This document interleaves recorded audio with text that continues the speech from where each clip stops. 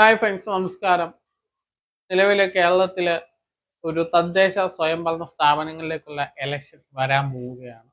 ഇത് കുറച്ച് ദീർഘമായ വീഡിയോ ആയിരിക്കും, ഒരുപാട് ദീർഘം അല്ലെങ്കിൽ കുറച്ച് കാര്യങ്ങൾ സംസാരിക്കാനുള്ള. കേരളത്തിന്റെ രാഷ്ട്രീയം മാറുന്നുണ്ട്. തദ്ദേശ സ്വയംഭരണ സ്ഥാപനങ്ങളിലേക്കുള്ള എലക്ഷൻ വരുന്നു. നിലവിലെ LDF, UDF, NDA മൂന്ന് മുന്നണികൾ, ഇതിന്റെ ഒന്നും ഭാഗമല്ലാത്ത ആം ആദ്മി പാർട്ടി, അതുപോലെ തന്നെ ജമാഅത്ത് ഇസ്ലാമിയുടെ വെൽഫെയർ പാർട്ടി, SDPI തുടങ്ങിയ കക്ഷികളും നിലവിൽ ഇവിടെ മത്സരിക്കുന്നുണ്ട്. വിവിധ തദ്ദേശ സ്വയംഭരണ സ്ഥാപനങ്ങളിൽ അവർക്ക് മെമ്പർമാരുണ്ട്. ചില പഞ്ചായത്തുകൾ പോലും പലരുമായിട്ട് ഭരണം പങ്കിടുന്നുണ്ട്. ഇതാണ് കേരളത്തിന്റെ ഒരു തദ്ദേശ സ്വയംഭരണ സ്ഥാപനങ്ങളിലേക്ക് അല്ലെങ്കിൽ ത്രിതല പഞ്ചായത്തിലേക്കോ പഞ്ചായത്തിന്റെ ഒരു സ്ഥിതിവിശേഷം എന്ന് പറയുന്നത്. അതിനുശേഷം നമുക്ക് നിയമസഭ വരും. നിയമസഭയിൽ LDF, UDF മാത്രമേ നിലവിലുള്ളൂ. അപ്പോൾ ഈ തദ്ദേശ സ്വയംഭരണ സ്ഥാപനങ്ങളിലേക്കുള്ള ഇലക്ഷൻ വരാനിരിക്കുന്നു. നിലവിൽ അൻവർ DMK എന്ന് പറഞ്ഞിട്ട് ഒരു പുതിയൊരു പാർട്ടി ഉണ്ടാക്കി UDF-ഉമായിട്ട് സഹകരിക്കാൻ പോകുന്നു. UDF-ഉമായിട്ട് സഹകരിക്കുമ്പോൾ ഉണ്ടാവുന്ന ഒരു പ്രശ്നം, നിലവിൽ അദ്ദേഹത്തിന് നിലമ്പൂർ സീറ്റ് എന്തായാലും കൊടുക്കാൻ പറ്റത്തില്ല. കാരണം അവിടെ ആര്യാടന്മാര് വിഷയമാണ്. ആര്യാടന്മാരുടെ പ്രശ്നവും പ്രഷറൊക്കെ കൊണ്ട് ഒരിക്കലും UDF-ന് കൊടുക്കാൻ പറ്റത്തില്ല. അങ്ങനെ കൊടുത്താൽ പിറ്റേന്ന് ആര്യാടന്മാർ ഒരു പാർട്ടി പുതിയതായിട്ട് ഉണ്ടാക്കി, അല്ലെങ്കിൽ അവിടുന്ന് കോൺഗ്രസിൽ ഒരു വലിയ നിലമ്പൂർ വിഭാഗത്തെ, അല്ലെങ്കിൽ എനിക്ക് തോന്നുന്നു നിലമ്പൂർ മണ്ഡലം കോൺഗ്രസ് കമ്മിറ്റി ഒന്നടങ്കം LDF-ലേക്ക് പോകുന്ന ഒരു സ്ഥിതിവിശേഷമൊക്കെ ഉണ്ടാവും. അതുകൊണ്ട് നിലമ്പൂര് ആര്യാടന് കൊടുത്തിട്ട് പകരം മുസ്ലിം ലീഗിന്റെ കയ്യിലുള്ള ഏതെങ്കിലും ഒരു സീറ്റ് മേടിക്കാനുള്ള തന്ത്രപ്പാട് അൻവർ MLA ഇവിടെ കാട്ടിക്കൂട്ടുന്നുണ്ട്. എനിക്ക് തോന്നുന്നു തവനൂരോ മഞ്ചേരിയോ ഒക്കെയാണ് അദ്ദേഹം നോട്ടം ഇടുന്നത്. ആയിക്കോട്ടെ, അദ്ദേഹം നോക്കട്ടെ, അദ്ദേഹത്തിന്റെ കാര്യം പോലെ നടക്കട്ടെ. അതുപോലെ തന്നെ മറ്റ് രാഷ്ട്രീയ പ്രസ്ഥാനങ്ങൾക്കും ചെറുതും വലുതുമല്ലാത്ത റൂളുകൾ ഇനി വരുന്ന ഈ ഒരു ഇലക്ഷൻ ഇയറിൽ, ഈ 2025 ഒരു ഇലക്ഷൻ ഇയറാണ്, 2026 ഒരു ഇലക്ഷൻ ഇയറാണ്. ഈ ഇലക്ഷൻ ഇയറിൽ ചെയ്യേണ്ടതുണ്ട്, അല്ലെങ്കിൽ നടക്കാൻ പോകുന്നുണ്ട്. നിലവിൽ ജമാഅത്ത് ഇസ്ലാമി UDF-ഉമായിട്ട് കൂടുതൽ അടുക്കുന്നുണ്ട്. കാരണം അവര് പിണറായി വിജയനൊക്കെ പരസ്യമായിട്ട് നിലപാടെടുത്തു വന്നു. ജമാഅത്ത് ഇസ്ലാമി അനുകൂലിക്കുന്ന നിലപാട് UDF-ലെ പല ഘടകകക്ഷികളും എടുത്തിട്ടുണ്ട്. എനിക്ക് തോന്നുന്നു ചിലപ്പോൾ ഈ ചില മുസ്ലിം പ്രസ്ഥാനങ്ങൾ അല്ലെങ്കിൽ മുസ്ലിം സംഘടനകൾ മാത്രമാണ് മുസ്ലിം ലീഗിൽ പോലും പ്രഷർ കൊടുത്തുകൊണ്ട് ചില ആശയപരമായ വ്യത്യാസത്തിന്റെ പേരിൽ വെൽഫെയർ പാർട്ടി അടുപ്പിക്കരുത്, അല്ലെങ്കിൽ ജമാഅത്ത് ഇസ്ലാമി അടുപ്പിക്കരുത് എന്ന് പറയുന്നത്. അതുകൂടി മാറ്റിമറിക്കാൻ കഴിഞ്ഞാൽ UDF-ന്റെ ഭാഗമായിട്ട് ജമാഅത്ത് ഇസ്ലാമി അല്ലെങ്കിൽ വെൽഫെയർ പാർട്ടിയൊക്കെ പോകുന്ന ഒരു സ്ഥിതിവിശേഷം ഉണ്ടാവും. ഈ ആര്യാടന്മാരുടെ ഒരു വിഷയം നിൽക്കുന്നതുകൊണ്ട് തന്നെയാണ് അൻവറിനെ നിലവിൽ എടുക്കാതെ അകറ്റി വെച്ചുകൊണ്ട് ഇരിക്കുന്നത്. ഷിബു ബേബി ജോൺ ഒക്കെ, ഈ ഷിബു ബേബി ജോണിനെ ആരോ പറഞ്ഞതുപോലെയാണ് അദ്ദേഹം സംസാരിച്ചത്. അദ്ദേഹത്തിന്റെ പാർട്ടിക്കും ഇദ്ദേഹത്തെ അൻവറിനെ എടുക്കുന്നതിൽ ഒരു എതിരഭിപ്രായം ഉണ്ടായിട്ട് കാണുന്നു. അൻവർ അകത്താണോ പുറത്താണോ എന്ന് അറിയാതെ അവിടെ നിപ്പോണ്ട് ഇലക്ഷൻ ആകുമ്പോഴത്തേനും എടുക്കാം. പിന്നെ വേറൊരു പ്രശ്നം എന്താണെന്ന് വെച്ചാൽ, അൻവർ വരുമ്പോൾ സ്വാഭാവികമായിട്ടും പുതിയൊരു പാർട്ടിയായിട്ട് വരുന്നത് അദ്ദേഹം പല പഞ്ചായത്തുകളിലും മത്സരിക്കാനുള്ള അവസരങ്ങൾ ചോദിക്കും. കോൺഗ്രസിന്റെ തന്നെ സീറ്റുകൾ കൊടുക്കേണ്ടി വരും. ഘടകകക്ഷികളൊന്നും സീറ്റ് കൊടുക്കാൻ സമ്മതിക്കത്തില്ല.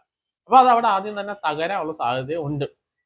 അതിനുശേഷം ജമാഅത്ത് ഇസ്ലാമിയുടെ കാര്യം, വെൽഫെയർ പാർട്ടി പലയിടത്തും കോൺഗ്രസുമായിട്ട് യോജിച്ച് തന്നെയാണ് മത്സരിക്കുന്നത്. ഒരു മുന്നണി സംവിധാനത്തിലേക്കൊക്കെ വന്നാൽ കുറച്ചുകൂടി ഫലപ്രദമാവാനുള്ള സാധ്യതകളുണ്ട്. ആം ആദ്മിയും പലയിടത്തും കോൺഗ്രസുമായിട്ട് യോജിക്കുന്നുണ്ട്, ചിലത്തൊക്കെ തന്നെ നിൽക്കുന്നുണ്ട്, ചിലത്തൊക്കെ മത്സരിച്ച് BJP ജയിപ്പിക്കുന്ന ഒരു സ്ഥിതിവിശേഷമൊക്കെ കേരളത്തിൽ ഉണ്ടാവാറുണ്ട്. പലയിടത്തും അങ്ങനെയൊക്കെ ഉണ്ടായിട്ടുണ്ട്. അങ്ങനെയാണ് LDF-ന്റെ UDF-ന്റെ ഒരു അവസ്ഥ. NDA മുന്നണിയുടെ കാര്യം നോക്കിയാൽ തദ്ദേശ സ്വയംഭരണ സ്ഥാപനങ്ങൾ ഇപ്പം നിലവിൽ അവർക്ക് പാലക്കാടും പന്തളമാണ് നഗരസഭാ ഭരണമുള്ളത്. ചില പഞ്ചായത്തുകൾ ഭരിക്കുന്നുണ്ട്. ചില പഞ്ചായത്തിലെ BJP-യുടെ ഭരണമൊക്കെ ഇല്ലാതായിട്ടുണ്ട് കേരളത്തിൽ. അപ്പൊ അങ്ങനൊരു സ്ഥിതിവിശേഷമുണ്ട്. STPയുടെ കാര്യം പറഞ്ഞാൽ STPക്ക് നൂറിലധികം മെമ്പർമാരെ നിലവിൽ കേരളത്തിലുണ്ട്. കേരളത്തിന് പുറത്ത് പല പഞ്ചായത്തുകളും ഭരിക്കുന്നുണ്ട്. കർണാടകയിൽ കോൺഗ്രസും STPയും ചേർന്നിട്ട് കോൺഗ്രസിന്റെ അധ്യക്ഷനും STPയുടെ ഉപാധ്യക്ഷനുമായിട്ടൊക്കെ ഇരിക്കുന്ന പഞ്ചായത്തുകളുണ്ട്. BJP ഭരണമൊക്കെ അവസാനിപ്പിച്ചുകൊണ്ട് ഒരുമിച്ച് ഭരിക്കുന്ന പഞ്ചായത്തുകളൊക്കെ ഉണ്ട്. കേരളത്തില് STPക്ക് വലിയ സാധ്യതകളാണുള്ളത്. വലിയ സാധ്യതകൾ എന്ന് വെച്ചാൽ തദ്ദേശ സ്വയംഭരണ സ്ഥാപനങ്ങളിൽ പല പഞ്ചായത്തുകളുടെയൊക്കെ ഭരണം നിയന്ത്രിക്കാനുള്ള സാധ്യത കേരളത്തിലുണ്ട്. മലബാറിൽ പലയിടത്തും മുസ്ലിം ലീഗുമായിട്ട് യോജിക്കുന്നുണ്ട്. തെക്കൻ കേരളത്തിൽ LDF-ആയിട്ട് യോജിക്കുന്നുണ്ട്. മധ്യകേരളത്തിൽ UDF-ആയിട്ടൊക്കെ യോജിച്ച് അവർ പ്രവർത്തിക്കുന്നുണ്ട്. നിലവിൽ ഒരു മുന്നണിയുടെയും ഭാഗമായിട്ട് STP പോയിട്ടില്ല. പോകാനുള്ള വിദൂര സാധ്യത പോലും കാണുന്നില്ല. കാരണം RSS പണിഞ്ഞു വെച്ചിരിക്കുന്ന ഒരു ജാലകത്തിലൂടെയാണ് നമ്മളിപ്പോൾ കേരളത്തിലെ രാഷ്ട്രീയം നോക്കിക്കാണുന്നത്. കേരളത്തിലെ അല്ലെങ്കിൽ ഇന്ത്യയിലെ എല്ലാ രാഷ്ട്രീയവും RSS നിർമ്മിച്ചിരിക്കുന്ന ജാലകത്തിലൂടെയാണ് നമ്മൾ കാണുന്നത്. കാരണം RSS പറയുകയാണ് അദ്ദേഹം മോശക്കാരനാണ്, അദ്ദേഹം തീവ്രവാദിയാണ്, ഒരു ഭീകരവാദിയാണ് എന്ന് പറഞ്ഞാൽ അത് വിശ്വസിച്ച് അതിനെ പിന്തുണയ്ക്കുന്ന ഒരു സമീപനമാണ് നിലവിൽ LDF ഇവിടെ കേരളത്തിൽ എടുത്തുകൊണ്ടിരിക്കുന്നത്. അതിനെ കവച്ചു വെച്ചുകൊണ്ടൊരു പ്രവർത്തനത്തിലേക്ക് കോൺഗ്രസിന് പോകാനോ അല്ലെങ്കിൽ കോൺഗ്രസിന് ചെയ്യാനോ സാധിക്കുന്നില്ല എന്നുള്ളതാണ്. അപ്പോൾ ആ ഒരു സ്ഥിതിയിൽ ഒരിക്കലും എസ് ടി പി ഒരു മുന്നണിയുടെ ഭാഗമാകത്തില്ല. വെൽഫെയർ പാർട്ടി ആയാൽ പോലും എസ് ടി പി ആവാനുള്ള സാധ്യത വളരെ കുറവാണ്.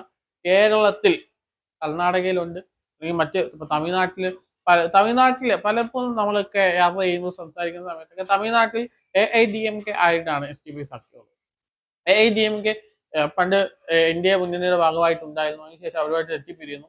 ഇനി ഇന്ത്യയിലേക്ക് ഇല്ല എന്നുള്ള ഉറപ്പിന്റെ പേരിൽ എസ് ടി പി ആ മുന്നണിയുടെ ഭാഗമാകുന്നു. നിലവിൽ ബി ജെ പി അവിടെ ഇല്ല. ബി ജെ പി തന്നെ തനിച്ച് മത്സരിക്കാനുള്ള ശ്രമമൊക്കെ നടത്തുന്നുണ്ട്. അപ്പോ ഡി എം കെ മുന്നണി, സ്റ്റാലിന്റെ മുന്നണിയുടെ ഭാഗമാവാൻ എസ് ടി പി ശ്രമിച്ചിരുന്നു. കേരളത്തിൽ നിന്നുള്ള CPM-ന്റെ നേതാക്കന്മാരുടെ ഇടപെടൽ മൂലമാണ് അത് നടക്കാതെ പോയത് എന്നുള്ളതാണ് മറ്റൊരു വസ്തുത. ഇവിടെ ഇവിടെ രണ്ട് മുന്നണിയിലാണല്ലോ കോൺഗ്രസും CPM. അവിടെ ഒരു മുന്നണിയിലാണ് ഒരുമിച്ചാണ് അവർ നിൽക്കുന്നത് എന്നുള്ളത് വേറൊരു കൗതുകപരമായിട്ടൊരു കാര്യം കൂടി അതിനകത്തുണ്ട്.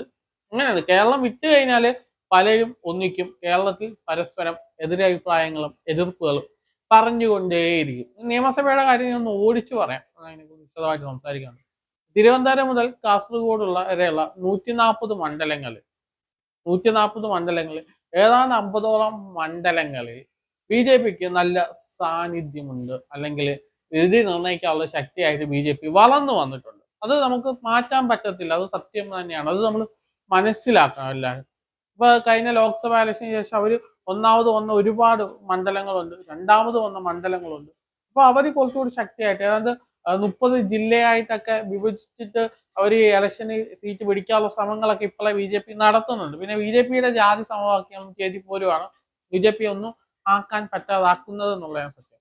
എസ് ടി പിയെ സംബന്ധിച്ച് FTPക്കും നിലവില് 140 മണ്ഡലങ്ങളിൽ സാന്നിധ്യം ഉള്ളതുപോലെ തന്നെ നിർണായക ശക്തിയായിട്ട് ഇപ്പൊ തിരുവനന്തപുരത്തും പാലക്കാടും കാസർഗോഡും മലപ്പുറത്തും ആലപ്പുഴയിലും പത്തനംതിട്ടയിലും ഒക്കെ നിർണായക ശക്തിയായിട്ടുള്ള മണ്ഡലങ്ങൾ, നിയമസഭാ മണ്ഡലങ്ങൾ. അതുപോലെ കൊല്ലത്തൊക്കെ ഒറ്റയ്ക്ക് മത്സരിച്ച് 2ാം സ്ഥാനത്തെത്താനുള്ള സാധ്യതയുണ്ട്. മഞ്ചേശ്വരത്ത് BJP STP മത്സരത്തിലേക്ക് പോകാനുള്ള സാധ്യതയുണ്ട്.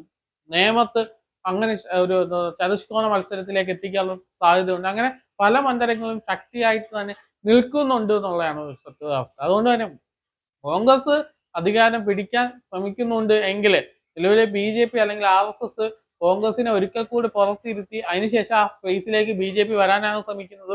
അത് RSS BJP പല വോട്ടുകളും CPM-ന് അല്ലെങ്കിൽ LDF-ന് മറിച്ച് LDF-നെ ഒന്നുകൂടി ഭരണത്തിൽ കൊണ്ടുവന്ന് അവരെയും ഇല്ലാതാക്കാനുള്ള ശ്രമങ്ങൾ നടത്തുന്നുണ്ട്.